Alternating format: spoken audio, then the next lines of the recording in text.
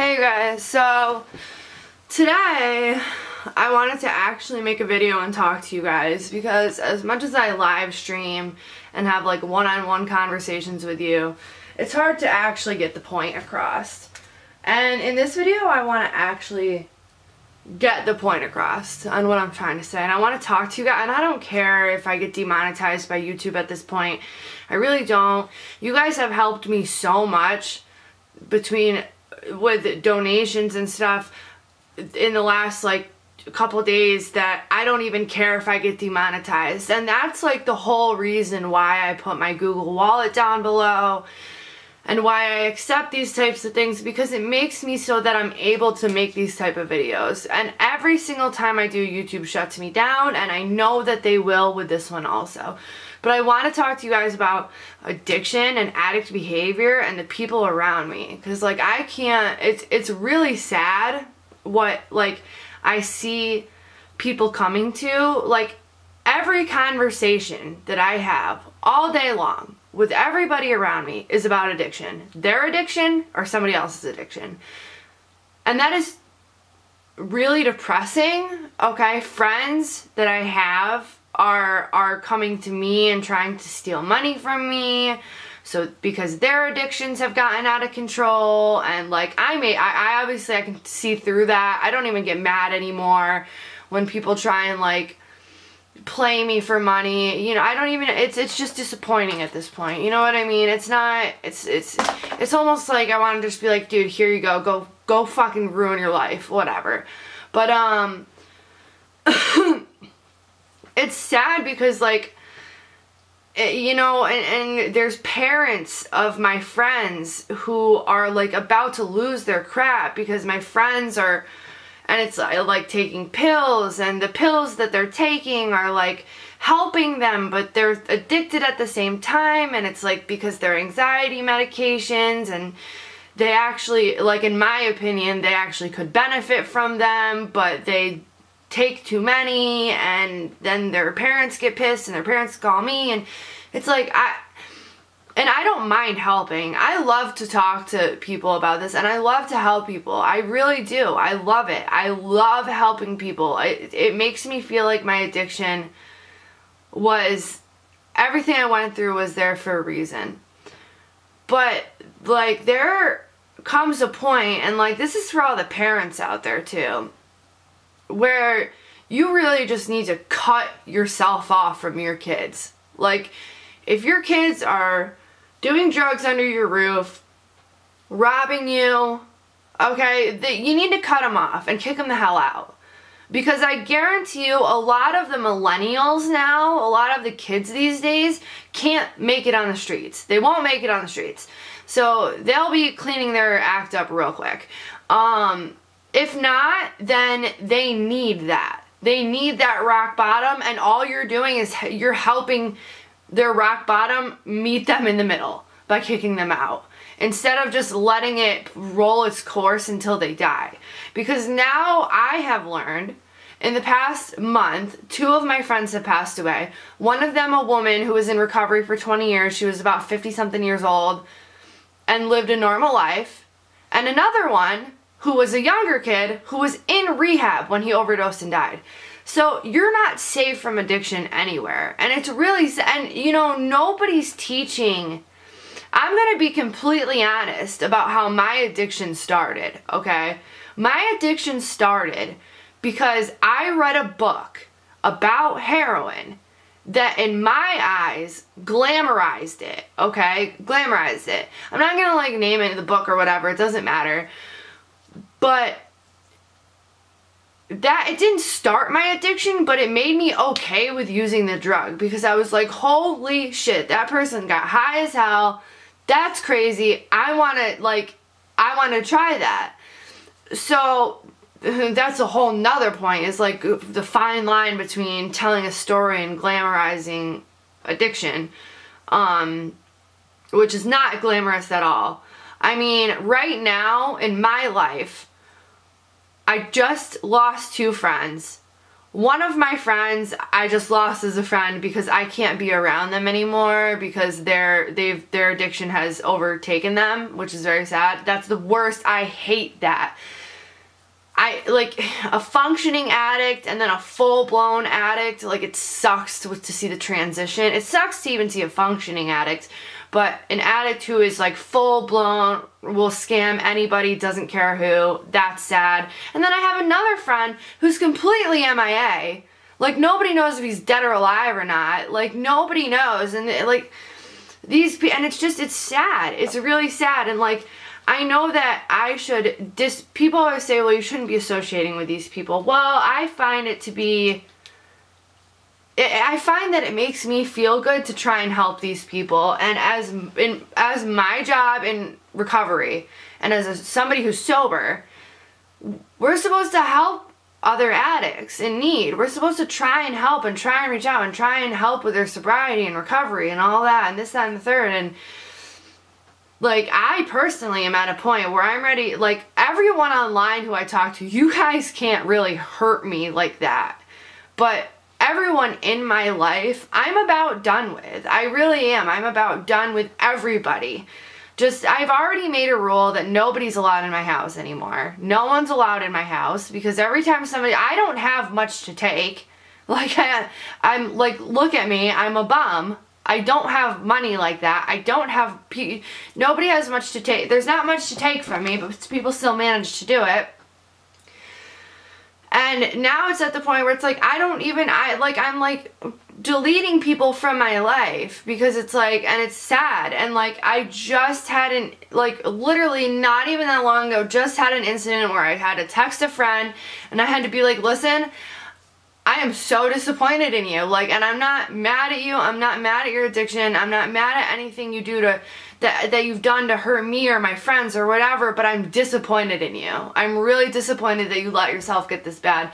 And I know it's the disease of addiction and it's not them, but it's like, to me, getting mad at somebody doesn't work, but letting them know that you're disappointed is a whole nother ballgame. Whole nother ballgame.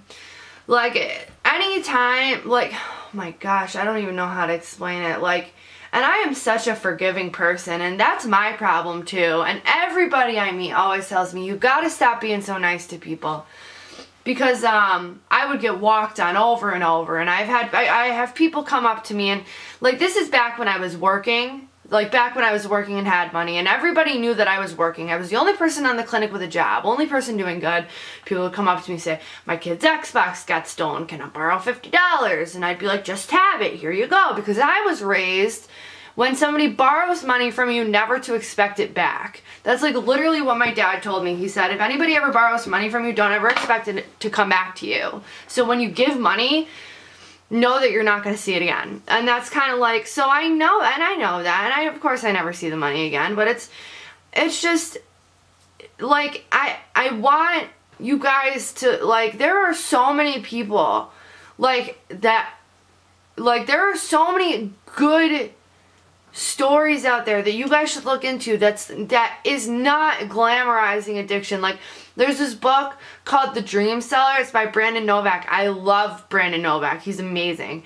I wanted to do an audio book kind of where I sit here and read you guys the book because there is no audio book out there of this book, and I tried to reach out to the person who like writes the book but he didn't respond back to me.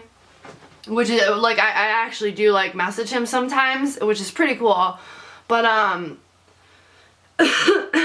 I think that I wanted, like, that's something that I wanted to do, but I don't know how much trouble I'd get in for doing that. How much trouble could I get in for sitting here and reading you guys a book, I wonder. But if you're struggling with addiction and you truly, truly want help, like, I will be here to help you. I will look for programs in your area, anything to help you. But from one addict to another, you can't pull that shit over me. Like, that's for sure. It's sad. It's very sad what addiction is doing to the world. And I'm so, like, I mean, I'm not perfect. By any means, I'm not perfect. My recovery is not perfect. I am not perfect sober. I might be off of heroin and off of drugs, but my behavioral choices and my lifestyle choices are still a mess. And I can admit that and take accountability for that. And I work on that every day. My choices aren't always that great. The people that I choose to talk to isn't always that great. I still have a lot of things that I need to work on. And like, that's another thing too, is that being off of drugs doesn't always mean sobriety. Like, there's a lot more to sobriety than just being off of drugs. You have to live a sober lifestyle. But what even is a sober lifestyle? Like, it's like, you know, like, I don't know, you guys. I wanted to talk about this really bad because and I wanted to talk addiction with you guys, and I wanted to tell you guys some stories that I had, you know, and like, I remember, like, a turning point when I first saw, like, first of all, in my area, like, me and Trevor were the first real heroin addicts out of all of our age group, everyone in our age group, everybody who we went to school with. Me and Trevor were the first real heroin addicts in the city of Saratoga. Okay, like, we were like Gina the junkie, and like, that's what it was. And I remember when I got on Suboxone and I started getting clean, there was a girl who was a couple years younger than me. She came up to me in a gas station, and I hadn't seen her in years, and she's like this was glamorizing her addiction to me, and this pissed me off because this was a girl who had seen firsthand what heroin did to my life, how it ruined my life, how it ruined my relationships. And she comes up to me, she pulls up her sleeve and goes, "I've been doing heroin, my track marks look infected, what do you think?" And I just looked at her and I was like, first of all, why would you ever even approach me and do that? Like, what is wrong with you? You don't just go, that is glamorizing your addiction. Like, I don't know if you're trying to like brag to me that you're using heroin now, because newsflash, I was sober at the time. It's like, I don't want nothing to do with that. Sorry, I don't know, you think you're infected, go to the doctor. And honestly, when I saw it, it was kind of like, I could tell she was in the beginning of her addiction, and maybe she was like at that point where it was kind of like, because there's this phase that you go through in the beginning of your heroin addiction. I feel like, at least I went through it, and I know Trevor went through it, where it's like that, fuck yeah, rock and roll, drugs, rock and roll, party, heroin, blah, blah, blah, like, you know, like, or when you first score like a shit ton of money and you're like on your way to go cop and you're like blasting music and you're so happy about it. There's that part of your addiction, and that's the part that she was in, and I could tell, and I felt so bad for her because I knew what was coming. And now I see her posts on Facebook, and like, it's sad. It's sad to even see my old posts on Facebook, but you know, it's just, I see like all of the people around me, like, and everybody kind of knows each other, like all of my friends and everybody that I've mentioned thus far in this video, and we all see each other and what each other goes through and the struggle that each other goes through, and like, people, girls I know that I'm friends with, they know like the life that I used to live. And if you were on my live stream the other day, you know about it. If you weren't, then I'm sorry, but you missed that, and that you might have to catch it.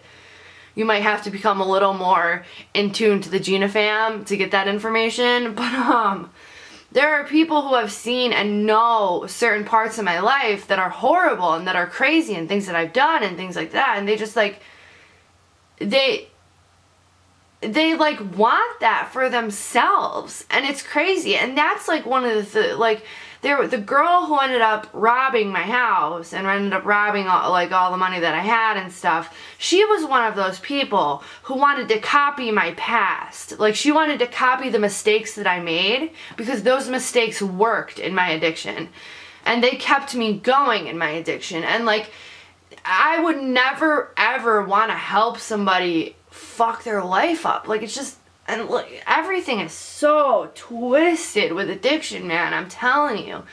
And you know, today was like the first real good normal day I've had in so long. I got to go hang out with my kid.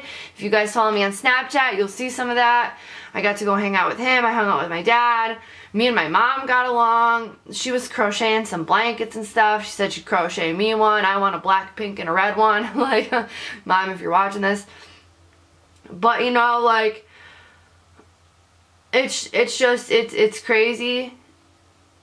The whole cycle of addiction is crazy, and lately, like, as you guys know, I've been asking myself, I've been saying, well, what do you do, like, when you're in my position? Like, you know, you're not using the drugs, but you're bored.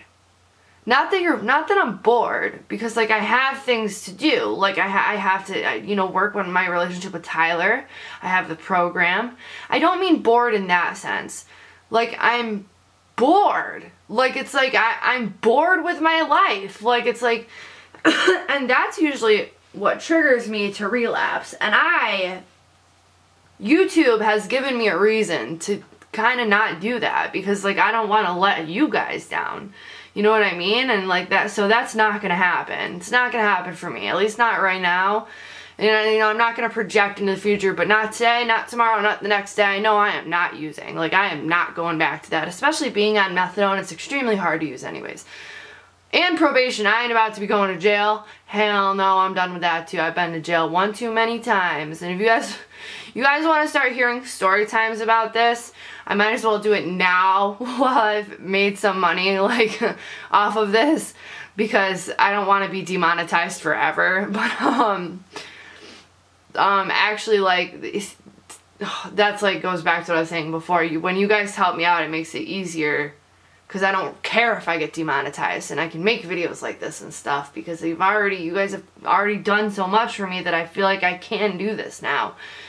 And, but anyways, it's like, even when I was younger, and I would go to jail, and I'd be the youngest heroin addict in jail, I'd be the youngest person in jail, and I'd be pulling shit over on the COs, and they'd be calling the lieutenants down, and I'd be hiding earrings, and stupid shit like that, and boofing pills to court, and having the bag open, and, like, tons of Xanax. Like, you know, this was like, and this was like me being terrified of withdrawal, and I didn't even, like, take pills like that. I wasn't, like, intentionally going in there to get high in jail. I was terrified of withdrawal. I've always hated, like, I am one of those people, which is why I am on methadone, which is why I've been on it for so long, and which is why I'm terrified to get off of it, because I am one of those people who physically and mentally cannot make it through withdrawal. I cannot make it through a day of withdrawal. Nope. Within a couple hours, I have found a way to get high. I don't think that when I was using, I ever went one day without using. I always made it happen. Like, always made it happen, because, like, I, like, was a baby back bitch when it came down to withdrawal. Trevor was the other way. He knew when, like, you know, today is a day. Like, there's no scam to pull, whatever. But, like, now it's like being, you know, a couple years, like, into my sobriety and being off of heroin and seeing people repeat the same mistakes that I made is so sad. It's so fucking depressing. It literally, like, hurts me. It literally is depressing. And I just wanted to come on here and talk to you guys about it, just because, you know, I like, my phone has been blowing up in the last half hour with people talking about addiction, so either somebody they know, themselves, or something like that. It sucks, and, you know, and the only way I feel like I can avoid that depressing bit, because, like, this is stuff that's, like, affecting my, and I don't want you guys to ever feel like you can't reach out to me, because you guys are different. You guys don't directly ruin my life. Like, these people are people who, like, live within a mile radius of me, and they, like, literally can find a way to ruin my life. Like, and it's just, like, you guys can't come and knock on my door and bother me. You know what I mean? Like, it's, and trigger me with your addictions. You guys don't do that. There's no way, so please don't ever feel that way like I've said a million times, if you guys ever want to talk to anybody, I'm here. If you guys ever have depression, anxiety, addiction, I'm always here to talk to you guys on Twitter, Instagram, message me on Facebook. I don't care, wherever. I will always respond. Maybe not right away, but I always will, because I want to be here to help. And I want to be here to help these other people too, but it's just like sometimes you can only help until you're beating a dead horse.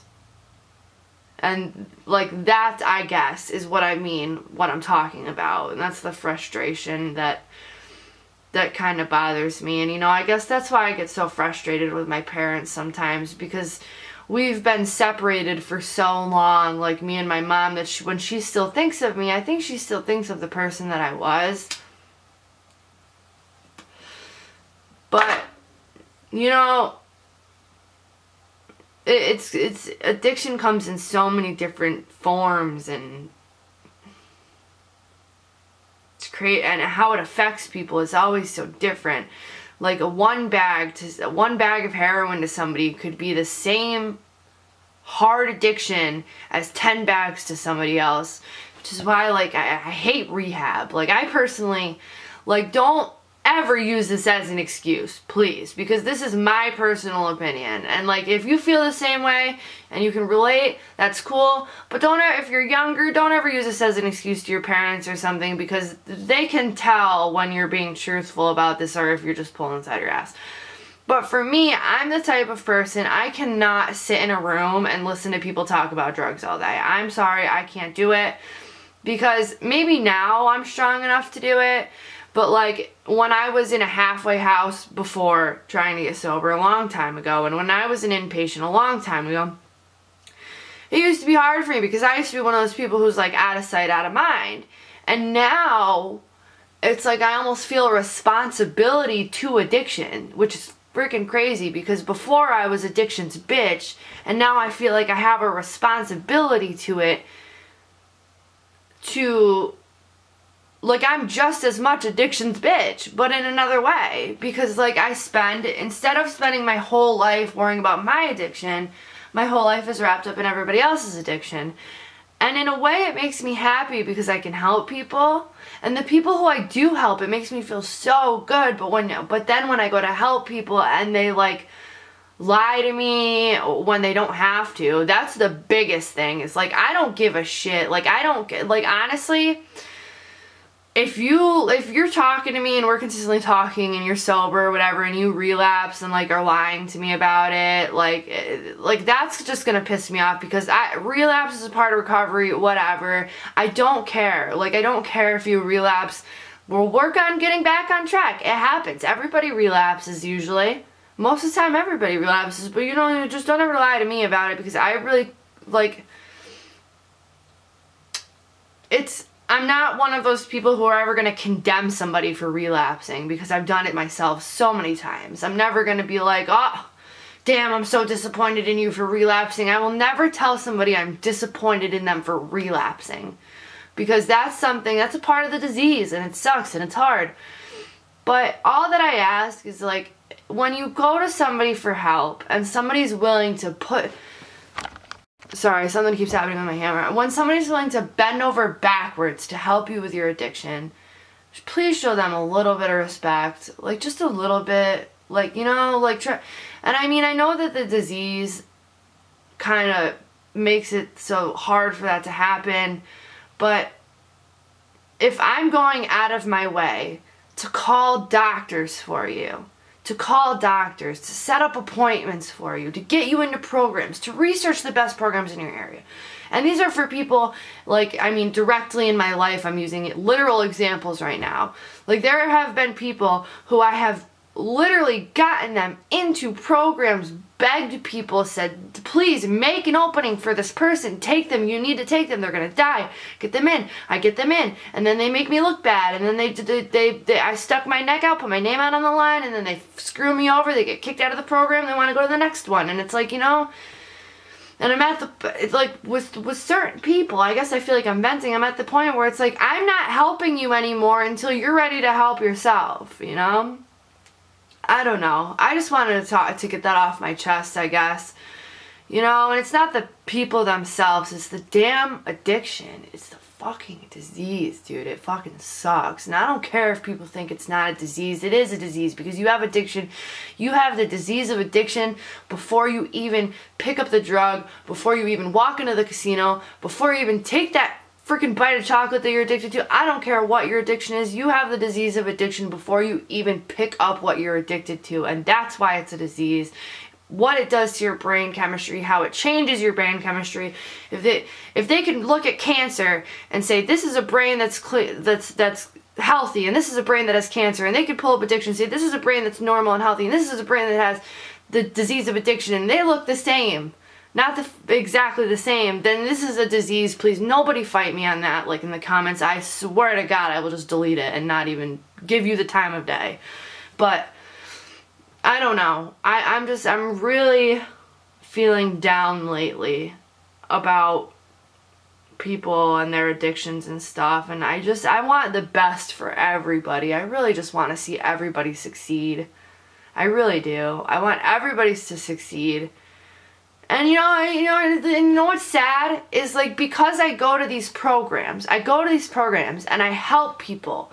You know, when I have probation who comes into my house and they're like, you know, obviously, if I was using drugs and I was going to overdose, I can't Narcan myself. But to have the Narcan nasal sprays and the liquids and stuff like that I carry around because I try to want to save people, if anybody, you know, and these are given out at these programs, and it's like, okay, cool, now, well, if I overdose, I got a friend near me who can just, good to go.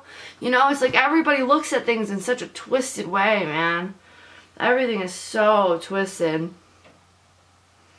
I'm really, I don't know, guys, like, in a funk about it. I guess I'm just disappointed in a lot of people right now. But I'll get over it. And you know what? I have you guys, all of you guys, and I love you guys so much. And you know, maybe that's what I need to do. Like, maybe, like, I love helping you guys. It feels amazing to me. But it's not the same for the people around me, like the physical people around me. Maybe because they physically and mentally like take advantage of me, and it's different because they're here and you guys are like there. You know what I mean? Maybe that's the big difference.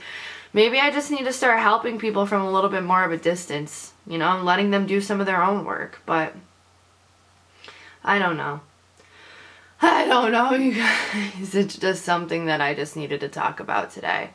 And if anybody out there is struggling and anybody really wants to get sober and change their life, then just so you know, you can message me on Twitter, on Instagram, on Facebook, and I will help find a program in your area, and I will be here to talk you through whatever you're going through, no matter what it is. I don't care how old you are. I don't care if you're 13. I don't care if you're 70. I don't care. I don't care if you're from the United States, the UK, Australia. I don't care where you're from. It's just like I want to continue to help you guys because it makes me feel good. Like, how you guys make me feel good. When I hear from you guys but it's like the people, I just wonder why the people in my life don't make me feel the same way. Like, maybe it's truly because I'm too kind and they walk all over me or whatever, I don't know. I'm gonna cut this video short though because I don't want to get the wrong message out, and I don't want people to feel like they can't approach me, because that is not the case. I am strictly talking about the people in my real life, you know. But I'm gonna go. Thank you guys for listening. Like, I'm sorry if this video had nothing to do with you or nothing to do with your life at all. You guys can stick around for the next one. But yeah, no YouTube drama. Don't want to talk about any of that stuff today. So I will talk to you guys probably tomorrow. I have a really long day tomorrow. I'm going to be in Albany like all day. But I love you guys, and I will talk to you soon. Bye.